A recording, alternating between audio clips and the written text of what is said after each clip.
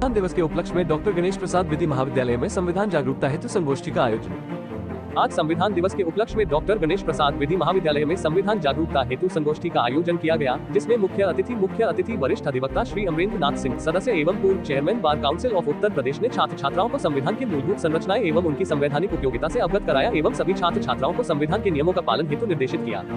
मुख्य अतिथि ने ये बताया कि कैसे हम संविधान के नियमों का पालन करते हुए अपना और अपने समाज की सहायता कर उन्हें आगे बढ़ा सकते हैं, स्वयं अपने आप को और अपने देश को समृद्ध बना सकते हैं। विशिष्ट अतिथि Shri Vikas Goswami, additional government advocate -1 Allahabad उच्च न्यायालय, ने आदर्श अधिवक्ता के क्या क्या गुण होते हैं और अधिवक्ता समाज को कैसे सकारात्मकता की ओर ले जा सकते हैं, इन बातों से उनका मार्गदर्शन किया। विशिष्ट अतिथि doctor Rajesh Tripathi, additional government advocate -1 Allahabad उच्च न्यायालय, ने जी संविधान संरचना प्रक्रिया का विस्तृत व्याख्यान दे छात्र छात्राओं का मार्गदर्शन किया। विशिष्ट अतिथि डॉक्टर विवेक कुमार चतुर्वेदी, अपर मेला अधिकारी माघ मेला प्रयागराज, ने महाविद्यालय KLLB के छात्र छात्राओं को संविधान की बारीकी एवं संविधान में अधिवक्ताओं के महत्व एवं उनके कर्तव्य से अवगत कराया। विशिष्ट अतिथि pro MP Tiwari, law department Allahabad विश्वविद्यालय, ने भारतीय संविधान का क्या महत्व है, ये क्यों बनाया गया, किसकी अहम भूमिका रही, इसे बनाने में कितना समय लगा, दुनिया भर में ये क्यों सबसे खास है, इन सभी विषयों पर विस्तृत व्याख्यान देकर सभी छात्र छात्राओं का मार्गदर्शन किया और महाविद्यालय में मौजूद सभी को संविधान के प्रति सजग एवं निष्ठावान रहने के गुण बताए। मुख्य अतिथि के द्वारा महाविद्यालय में क्षेत्र के सामाजिक कार्य में अग्रणी भूमिका निभाने वाले कार्यकर्ताओं एवं महाविद्यालय के छात्र छात्राओं को प्रमाण पत्र मेडल देकर उनका मान गाया। इस सेमिनार के संयोजक रहे महाविद्यालय के प्रबंधक अधिवक्ता श्री अखिलेश तिवारी ने सभी अतिथियों का पुष्प गुच्छ देकर एवं अंगवस्त्र पहनाकर स्वागत किया और सभी अतिथियों को धन्यवाद दिया और महाविद्यालय के सभी कर्मचारियों को उनके उत्तम कार्य हेतु धन्यवाद दिया। कार्यक्रम का संचालन डॉक्टर इंदु प्रकाश मिश्रा ने किया। इस मौके पर महाविद्यालय के छात्र छात्राएं एवं महाविद्यालय के लिपिक अभिषेक मिश्र, सौरभ मिश्र, RP सिंह, राकेश ओझा, शिव मूरत तिवारी, अधिवक्ता त्रिपुरेश तिवारी, अधिवक्ता अरुण कुमार भारतीय, अधिवक्ता अब्दुल सलाम, राजेश यादव एवं महाविद्यालय के सभी अध्यापक और छात्र छात्राएं आदि मौजूद रहे। लेकिन भारत की जो इतिहास है उसकी जब हम जानकारी लेते हैं तो लगभग 1000 वर्ष पूर्व भारत एक बहुत ही संपन्न, सुसंस्कृत और स्वाभिमानी देश के रूप में माना जाता था। भले ही वह आर्यावर्त के रूप में रहा हो, लेकिन उसमें कई राज्यों का सम्मिलन रहा हो, संस्कृति एक ही थी और एक बहुत ही उन्नत व्यवस्था इस देश में, इस आर्यावर्त की भूमि में संचालित हो रही थी। लेकिन उसकी संपन्नता का जो आकर्षण था वही उसके लिए अभिशाप भी बना और बहुत से आक्रांताओं ने यहाँ देश के व्यवस्था को ही, संस्कृति को ही नहीं क्षति पहुंचाई, बल्कि यहाँ 1000 वर्ष तक हम गुलाम भी रहे, जिसमें से 200-250 वर्ष का कालखंड जो अंग्रेजों का भी रहा। व्यवस्थाएं चलती थी, मुख्य रूप से कृषि आधारित हमारी व्यवस्था थी और दुनिया की भी थी। लेकिन जब पश्चिमी देशों में राजशाही और तानाशाही के और जब वह धीरे धीरे उसने जोर पकड़ा तो अमेरिका और इंग्लैंड में सबसे पहले, बहुत सी फ्रांस में क्रांति हुई, जर्मनी में हुई, अन्य जगहों पे हुई, एक परिवर्तन हुआ और उस परिवर्तन का परिणाम हुआ कि लोकतांत्रिक व्यवस्था हुई और औद्योगिक व्यवस्था, औद्योगिक क्रांति आई जो इंडस्ट्रियल रेवोल्यूशन के नाम से जानी गई।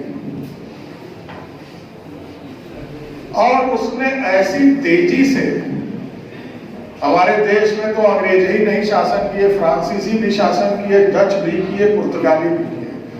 अंग्रेजों का चूंकि बड़ा विस्तार था इसलिए हम उनको ज्यादा समझते हैं कि उनका प्रभाव रहा दुनिया में, सूरज नहीं डूबता था, बहुत सी बातें हैं। उसने हमारी संस्कृति को, हमारी सारी व्यवस्था को बहुत आघात पहुंचाया, खास तौर से अर्थव्यवस्था को, और हम टूट गए। और जब हम टूटे तो ये नहीं था कि ये बड़े आदमी है या ये छोटा आदमी है या उपेक्षित आदमी है या ये इस फला संप्रदाय का। जो अत्याचार हुआ वो सबके ऊपर हुआ। जो उस समय के बहुत से शासक थे राजपाट थे, जिन्होंने उस व्यवस्था से समझौता कर लिया, अपने को बचा ले गए। जिन्होंने विरोध किया वो तहस नहस हो गए, उनका नाम लेने वाले थे। कहीं कभी कभी किसी का नाम इतिहास में उठ गया, अन्यथा हम लोग जानते नहीं हैं कि कितने लोगों ने आजादी में बलिदान दिया। अपने पूर्वजों से अगर पूछें तो कोई ऐसा गांव न होगा या न गांव होगा तो ऐसा क्षेत्र नहीं जहां सैकड़ों लोगों को अंग्रेजों ने फांसी नहीं दी। आप जानकारी अगर करना चाहें, पुराने गजट में इतिहास में देखें, गांव गांव में लोगों को बर्बाद किया गया, जिन्होंने आंदोलन में आजादी के सन 1857 रहा हो या उसके बाद से रहा। लेकिन इस देश की मिट्टी की वो जीवंतता रही जिसने पढ़ाई भी की, संघर्ष भी किया, और उस संघर्ष में अगर सबसे बड़ा योगदान किसी का रहा तो इस देश के किसानों का रहा। और चूंकि शिक्षा का भी विस्तार हुआ तो अधिवक्ता, पहले अधिवक्ता आम आदमी के तो लोग होते नहीं थे, बड़े बड़े जमींदार लोगों के घर से, परिवार से लोग अधिवक्ता होते थे। इसलिए उनको यह फिक्र नहीं थी कि मुकदमा आएगा तब हमारे पेट भरेगा या हमारी रोजी चलेगी।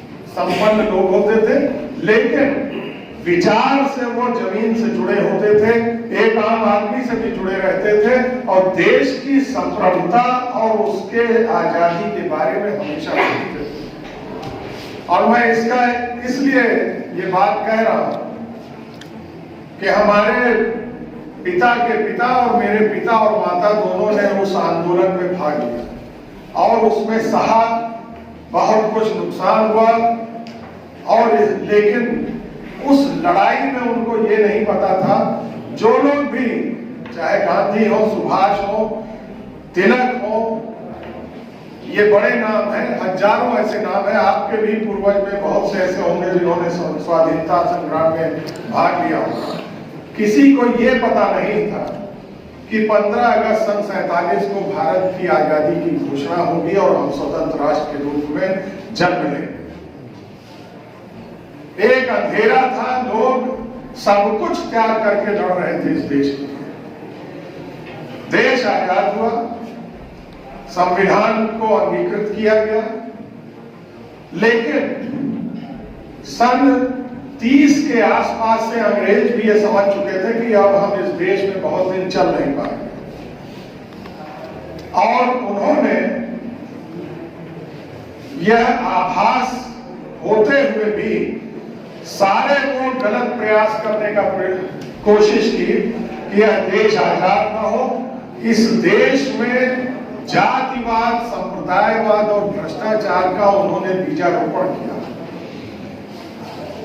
कि जातियों में हम विभक्त हो जाएं, क्षेत्रवाद में हम विभक्त हो जाएं, यह देश एक भाव से सोचने की क्षमता न रखे और हम हमेशा बने रहें। लेकिन हमारे नेताओं ने, इस देश के मानस में, चाहे वो जिस जाति और धर्म के रहे हों, उन्होंने सतत संघर्ष करके हमें आजादी दिलाई। और मैं खास तौर से ये बात नौजवान साथियों को कह रहा हूं कि जो चुनौतियां आपके सामने रखी गई हैं, वह इस संविधान स्वयं में एक चुनौती है, और उस अगर हमको कहीं विकार दिखता है तो वह हमारी आपकी जिम्मेदारी है कि हम उस पर आवाज उठाएं, उनको दूर करने का प्रयास करें।